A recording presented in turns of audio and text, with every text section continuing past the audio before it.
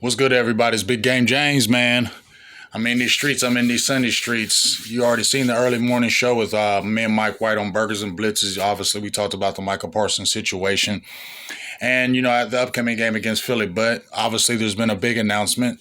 There's been another signing in Cowboys land, and that's cornerback Daron Bland has signed inked a 4-year deal worth what? Over $90 million. 50 guaranteed, 23 per. I'll get the numbers right quick. Let me get them right quick because I'm going to talk about two players in specific. Get the Daron Bland. Daron Bland numbers. All right, so Daron Bland, 4-year deal worth $92 million, $50 million guaranteed. The agreement makes Bland the highest paid cornerback in the NFL and was reached after the breakout 2023 season, in which he led the NFL with 9 interceptions, include a record-setting 5 returned for touchdowns. Right? So, that's Daron Bland. Now, let's go to Jake Ferguson.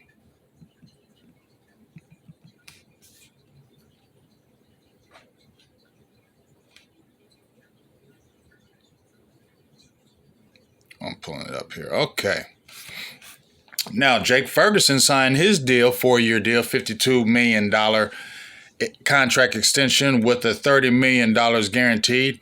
This extension makes him the highest paid tight end in franchise history and keeps him under contract through 2029. He got this after he had a great 2023 season. You know what I mean? So, Daron Bland, we love him, okay? I'm not mad at Daron Bland and Jake Ferguson getting paid. That's not what this is about. This is about how the Joneses do business. And that's what the frustration is from me. Because you just rewarded 2 players that you said, I heard Stephen Jones specifically say, oh, what are you talking about with Jake Ferguson and Daron Bland with their contracts? Oh, well, we're going to do that. We're going to wait and see, see how the season plays out. Wait and see before we do anything with them. It's kind of wait and see approach. Why? Because they had down 2024 years where they were both injury prone. Bland missed half the season due to that foot injury and basically was not the player he was in 2023. Jake Ferguson also had a bad 2024 where he had concussion and other issues injury-wise, and he did not measure up to the 2023 season. But even that season was okay, 71 catches, 700 yards. Wasn't great, but you saw the trajectory, right? Bland did record-setting stuff. But it came out of nowhere. Now, Bland had interceptions the year prior when he subbed in for Jay Lou. Jay Lou went out. He was tearing it up in the slot. So we get it, right? My issue is this. When you just seen this situation with Micah Parsons, right? I think Clarence Hill just posted where Lamb, Dak, Ferguson, Bland, all of them got 4-year deals, but they were trying to push a 5-year deal with Micah.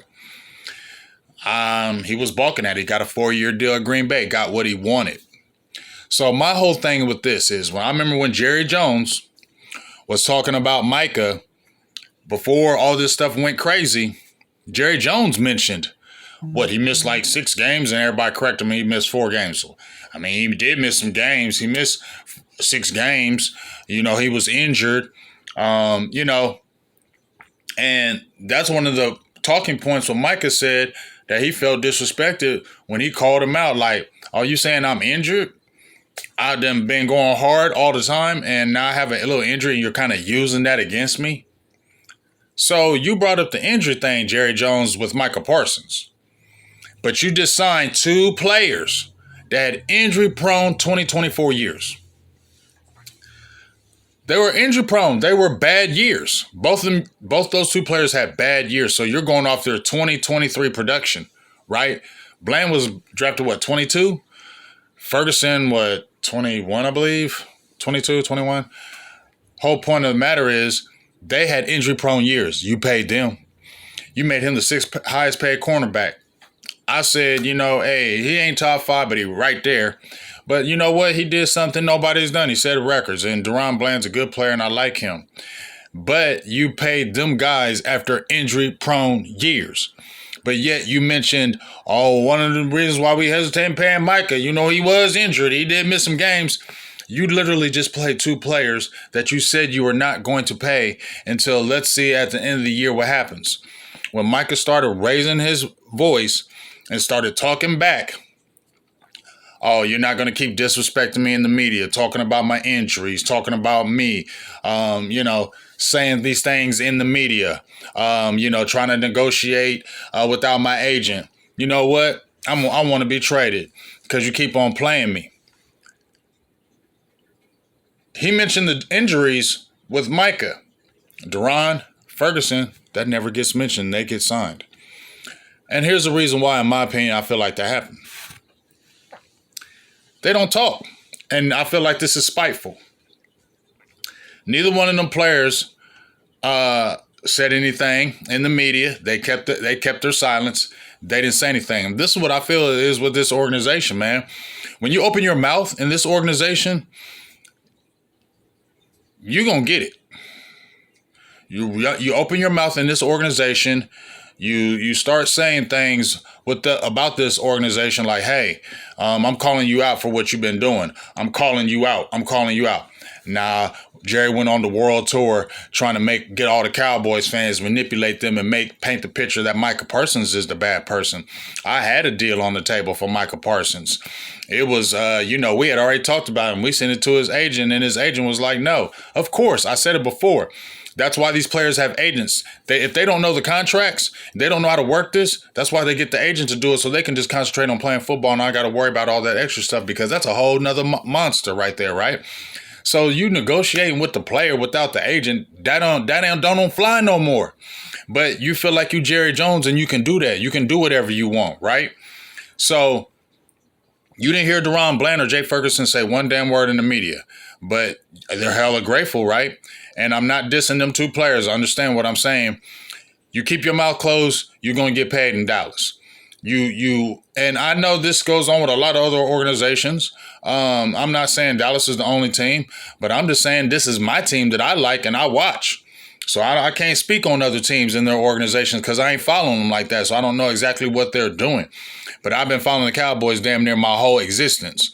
So this is a little bit different for me for the simple fact that your owner is coming out and saying these things against Micah. He's saying, we had a deal and the agent told us to shove it up our ass.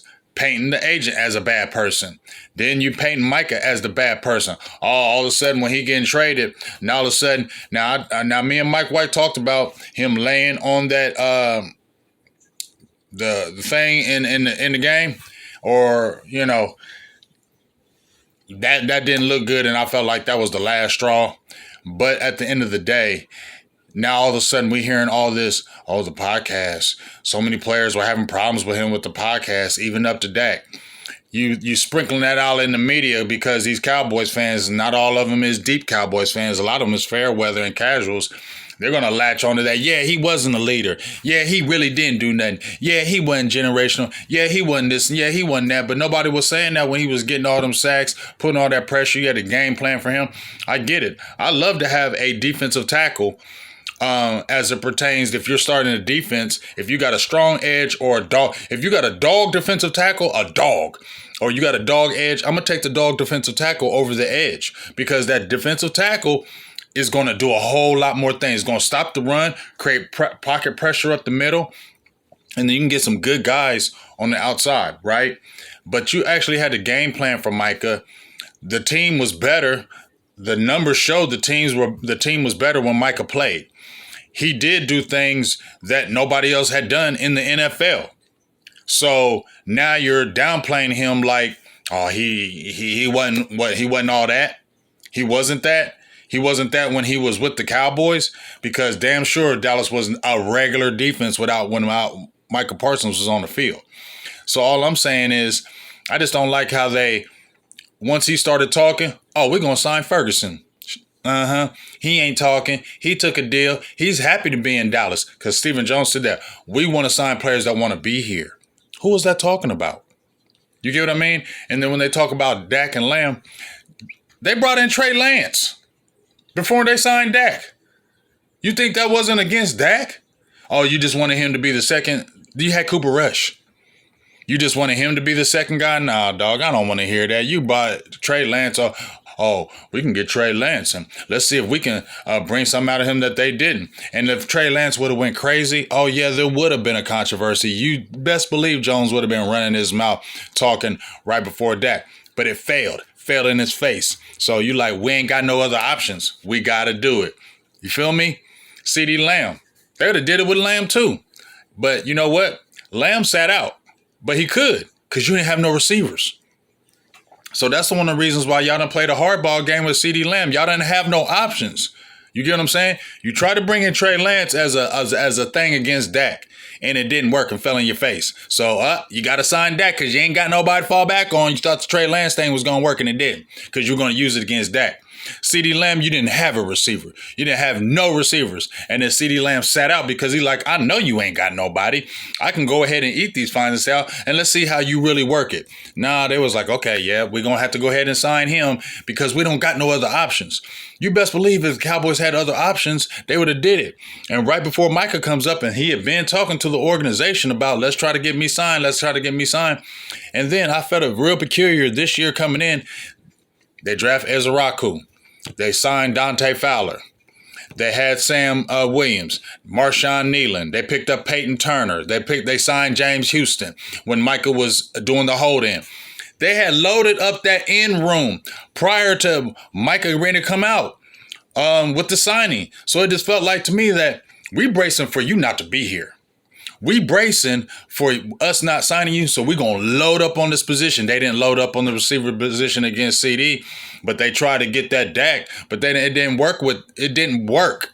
So basically what I'm saying is if you shut your mouth and you stay quiet, you're going to get paid in Dallas because they feel like it's a privilege to play for Dallas. They still feel like it's a privilege to play for Dallas. And you need to be quiet when you play for us. And you don't run your mouth when you play for us, and you'll get paid. You open your mouth and you talk against this organization, your ass is going to be gone. And we're going to tear your ass up in the media and make you look like the bad person, like it was your fault. You were the cancer. It wasn't us. We always doing everything that we need to do to make this team great. They're not, because I even pulled up a thing from BJ Nix, and I'm glad he posted this. And as I end right here, because I don't want to stay too long, but right here, I agree with BJ. I know y'all know BJ Nix, but this is what he said. Playbook on display from the front office. Trade Micah. They lost a negotiation. They hate that. To acquire a defensive tackle that they could have done in March. You're not lying, BJ. To help about stopping the run. Leak out that many players, including Dak, were not happy about Micah's podcast after the fact, never mentioned before. What I just talked about. Extend Bland, which could have been done in Oxnard right before the season. So, in closing, you keep your mouth shut. You kiss the ring. I'm not saying those guys kiss the ring, but you keep your mouth shut, you'll get paid. If you raise a stink there in Dallas, and if you start going against what they say, and you think you deserve to get this, you're gonna be gone. Either traded, cut, or out of here. And I just don't like that. I just don't like that. It frustrates me. But shout outs to Ferguson. Shout out to Bland for getting paid, because I'm not mad at the players getting paid. I just don't like the process of how the front office does it. So that's just my thoughts on it. Let me know how you feel. Big Game James. I'm out. Peace.